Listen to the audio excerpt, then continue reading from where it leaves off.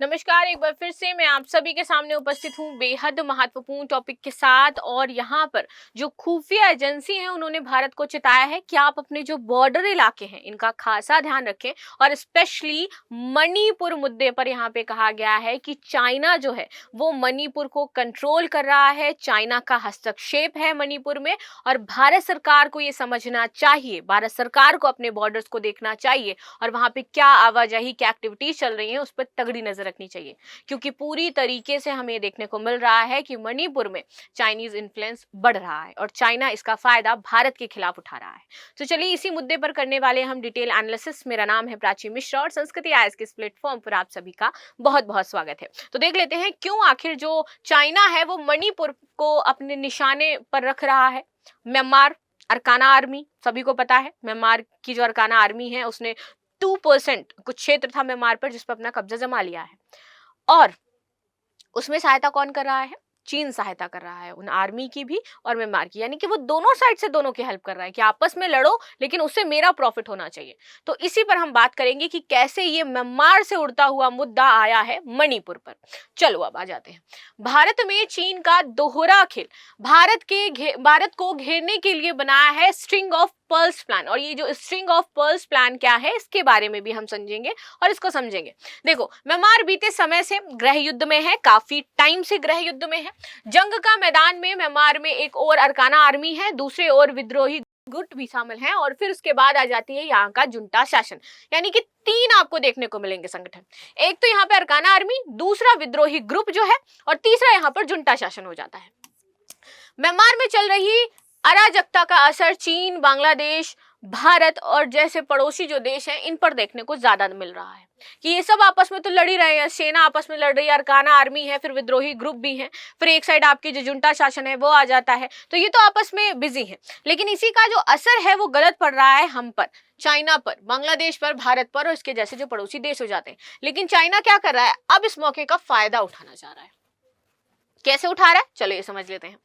तो चीन जैसे देश म्यांमार की अस्थिरता का इस्तेमाल अपने फायदे और भारत को नुकसान पहुंचाने के लिए कर सकते हैं और इसकी कोशिश कर भी रहे हैं। इससे भारत के पूर्वोत्तर क्षेत्र की सुरक्षा का खतरा पैदा हो जाता है क्योंकि चाइना को अभी ये अवसर मिला हुआ है कि म्यांमार की अस्थिरता का फायदा उठाया जाए और भारत के जो पूर्वोत्तर राज्य है, अरुणाचल प्रदेश को तो वो कहता ही है कि चाइना का हिस्सा है, बहुत सारे क्षेत्र उसने कब्जा कर भी रखा है। अब वो पूर्वोत्तर के क्षेत्रों में अपनी जो पैठ है उसको मजबूत करना चाहता है इनका इस्तेमाल करके। ठीक है, खुफिया एजेंसियों ने म्यांमार में चीन के बढ़ते प्रभाव पर भारत को चेताया है कि म्यांमार में चाइना ने अपना धीरे धीरे अस्तित्व बनाना शुरू कर दिया है। और वो बना कैसे रहे हैं? धन प्रोवाइड करा करके, हेल्प करके। और दोनों साइड से हेल्प कर रहे हैं, वो सेना की भी हेल्प कर रहे हैं, वो अरकाना आर्मी और विद्रोही समूह जो है उनकी भी हेल्प कर रहे हैं। ठीक है, चलिए आगे बढ़ते हैं। खुफिया एजेंसियों ने चेतावनी दी है कि म्यांमार में चीन का बढ़ता प्रभाव भारत के लिए बड़ा खतरा बन सकता है। खासकर बात करें तो मणिपुर जैसा जो संवेदनशील राज्य है वहां पर, जहां लंबे समय से अशांति है और ये चीन के अब निशाने पर आ चुका है। एजेंसियों का कहना है कि चीन की आक्रामक गतिविधियों को देखते हुए भारत और म्यांमार के बीच लगभग 1693 किलोमीटर की जो लंबी सीमा है इस पर हमें कड़ी निगरानी रखनी होगी और यहाँ पर पहले से ज्यादा हमें सैनिक लगाने होंगे। क्योंकि अगर म्यांमार और चाइना मिल जाते हैं और उनकी नीतियां आपस में मिल जाती हैं तो हमारे लिए क्षेत्र बहुत ही ज्यादा सेंसिटिव हो जाएगा। आगे बात करते हैं। चीन लगा रहा है रडार सिस्टम। रडार सिस्टम क्या कर सकता है? हमारे जो जितने भी सैन्य अड्डे हैं, मिसाइल्स, इससे रिलेटेड जो जानकारी है, अगर हम कुछ मिसाइल वगैरह छोड़ना चाहें तो वो रडार का पता लगा कर उसको वैसे ही नष्ट कर देगा। तो इन सारी चीजों के लिए, यानी कि हमारी जो सैन्य सुरक्षा है, जो खुफिया चीजें हैं, उनके लिए अच्छा नहीं है अगर ये रडार सिस्टम वहां पर स्टेब्लिश कर देता है तो। ठीक है, चीन ने म्यांमार की सीमा पर लगे यूनान प्रांत में अत्याधुनिक रडार सिस्टम, जिसको कहते हैं हम लार्ज फेस्ड अरे रडार, इसको लगा दिया है। इससे चीन पूरे क्षेत्र पर नजर रख सकता है। म्यांमार तो है ही, भारत का जितना भी पूर्वोत्तर का राज्य है, जो उसके जो समीप राज्य हो जाते हैं, उन सब पे उसकी नजर रहेगी। ठीक है, ऐसा करते हुए चीन सैन्य गतिविधियों के साथ साथ म्यांमार में अपना आर्थिक और राजनीतिक दबाव भी बढ़ाता जा रहा है और इससे क्षेत्र में अस्थिरता पैदा हो गई है। और कुछ दिन बाद आप देखोगे कि ये जो क्षेत्र भी है वो म्यांमार जो है वो चाइना का ही कहलाने लगेगा, क्योंकि वो अपना अधिकार जमाएगा। जैसे ताइवान को लेकर के वो कहता है कि मेरा क्षेत्र है, ताइवानीज हमेशा मना करते हैं। भूटान को लेकर के यहाँ पर दिक्कतें चलती रहती हैं, डोकलाम इशू चल ही रहा है, फिर उसके बाद अब ये म्यांमार आ जाएगा। ठीक है, चीन का म्यांमार में आर्थिक प्रभाव पहले से काफी ज्यादा हो गया है। दोनों देशों के बीच व्यापार 2 अरब डॉलर से ज्यादा है। इसके उलट भारत और म्यांमार के बीच व्यापार मात्र 1 अरब डॉलर है। और वैसे भी म्यांमार अब भारत को आंखें दिखाने लगा है। जहां तक पहले म्यांमार के साथ हमारे संबंध अच्छे हुआ करते थे ठीक ठाक, लेकिन अब वो उतने स्थिर नहीं रह गए हैं। आर्थिक मदद के सहारे बढ़ा रहा है वो प्रभाव। चीन का म्यांमार में प्रभाव आर्थिक मदद से आगे बढ़कर है। वह म्यांमार की सैन्य जुंटा के साथ सक्रिय रूप से जुड़ा हुआ है। अब इन्होंने क्या किया, पहले व्यापार शुरू किया, अब कहां है, ये सेना में शामिल हो गए हैं। तो चीन म्यांमार की सैन्य जुंटा में सक्रिय रूप से शामिल है और साथ ही साथ सेम टाइम पे अरकाना आर्मी जो सशस्त्र समूह है उसको हथियार भी देता है। यानी कि एक तरफ वो सेना का सहयोग कर रहा है पैसों से, और इधर क्या कर रहा है, अरकाना आर्मी को हथियार प्रोवाइड करवा रहा है ताकि आप लड़ते रहो। यही वो दोनों तरफ से अपना खेल खेलने में लगा हुआ है। इससे पूरे क्षेत्र में अस्थिरता बढ़ती है, जिसका असर मणिपुर पर सबसे ज्यादा हो सकता है। ये भारत म्यांमार थाईलैंड त्रिपक्षीय राजमार्ग जैसी पहल को भी कमजोर करेगा, जो अभी हम शुरू कर रहे थे। भारत म्यांमार और थाईलैंड त्रिपक्षीय जो हमारा समझौता है, बहुत हद तक मणिपुर में शांति और स्थिरता पर यह निर्भर करता है। भारत को घेरने का प्लान क्या है इनका, तो अब यहाँ पर आपको वो पर्ल नीति जो थी वो समझ में आएगी। देखो, चीन की रणनीति जो है वो स्ट्रिंग ऑफ पर्ल सिद्धांत पर है। इसके प्लान के तहत चीन सहयोगी देशों और जो रणनीतिक ठिकाने हैं इनमें अपना नेटवर्क बना रहा है। यानी कि जितने भी सहयोगी देश हैं वहां पर एक अपना जो नेटवर्क या सैन्य अड्डा है वो स्थापित कर रहा है। अब कैसे कर रहा है, चलो एक इमेज के माध्यम से मैं आपको समझाती हूँ।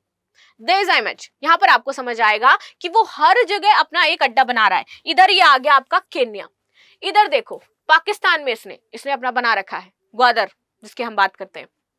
ठीक है, इधर देखो मालदीव्स, इधर श्रीलंका में अपना अड्डा बना रहा है, इधर ये म्यांमार में इसने अपना अड्डा बना लिया, इधर बांग्लादेश में ये अपना अड्डा बना रहा है। यानी कि आप देखो भारत को ये चारों तरफ से घेर रहा है, घेरा या नहीं घेर रहा है।